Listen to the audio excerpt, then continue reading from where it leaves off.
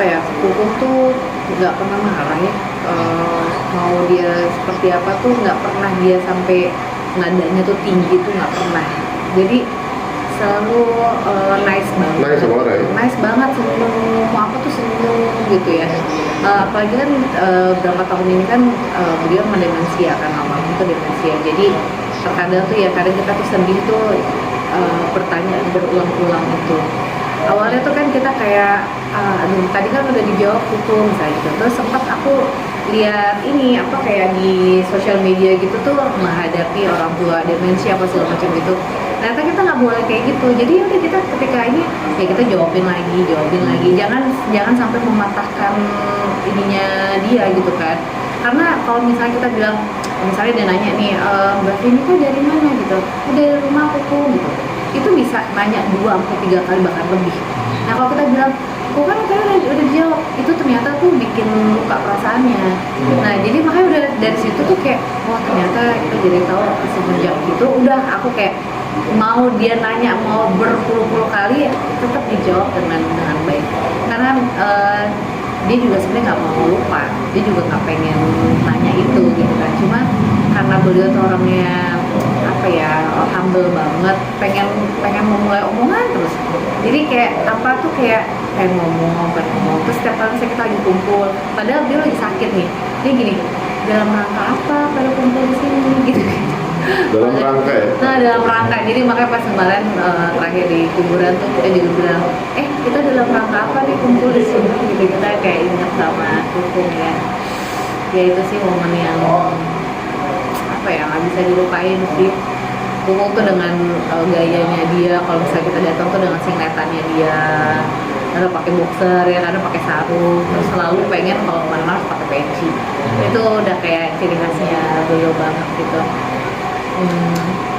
Terus matches ya, kalau pergi mana tuh harus pakai batik atau apa kayak gitu. Jadi kenangannya beliau tuh masya Allah banget gitu, sampai terakhir pun beliau nggak ada tuh kayak masih nggak percaya sih sebenarnya. Ya walaupun kita juga sadar ya umur beliau juga udah banyak banget umurnya, tapi gimana sih tetap ada rasa yang nggak bisa kita bilang ikhlas apa tuh ya, masih tetap ada rasa berat pasti sih. Tapi ya kita kan balik lagi ke sana ya, ujung-ujungnya kita kan kembali ke Allah ya. Kita pikir bahwa saya sama siapa sih yang anak siapa sih yang udah terpukul lihat orang tuanya gitu, sosok bapaknya lagi kesakitan gitu kan. Itu tuh dia juga aduh sampai momen itu tuh sedih banget sih, karena aku nyaksiin. Terus gara-gara dia nangisnya kejer banget gitu ya di rumah. Terus anak aku juga jadinya kayak yang si Bontot ya, si Atala tuh kayak kenapa lu nangis juga. Dia jadi nggak ketahuan apa kan? iya apaan, orang kenceng banget lah.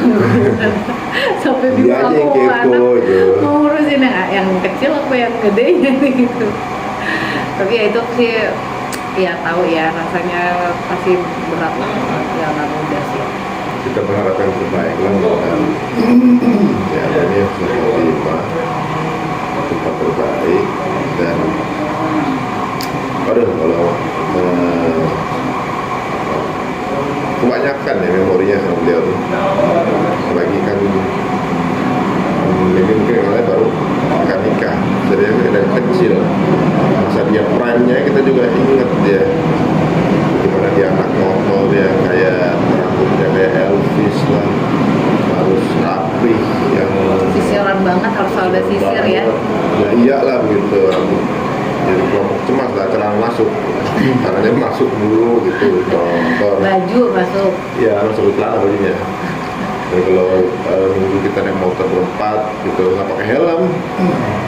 Kita pernah masuk dulu di Pejaten lagi naik berempat depan razia, tiba-tiba masuk ke dalam kampung jalan rusak gitu kan, kenapa Pak?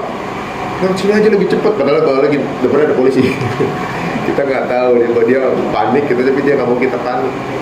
Jadi guru, Pak sini Pak, tenang aja, ini lebih cepat jalannya keluarnya Pak. Padahal dalam rangka menghindari gitu, menghindari razia biar karena tilang. Tiba-tiba keluar di kampung lain gitu kan. Nah kayak gitu tuh kan jadi Kenangannya. banyak kenangan sama beliau tuh, banyak kenangan lucu, kisah-kisah lucu yang kalau diceritain berapa kali juga masih lucu gitu. Jadi yang dia nggak berembut lucu. Nah lagi kondangan, pas lagi kondangan pulang, kerobok kantong kan,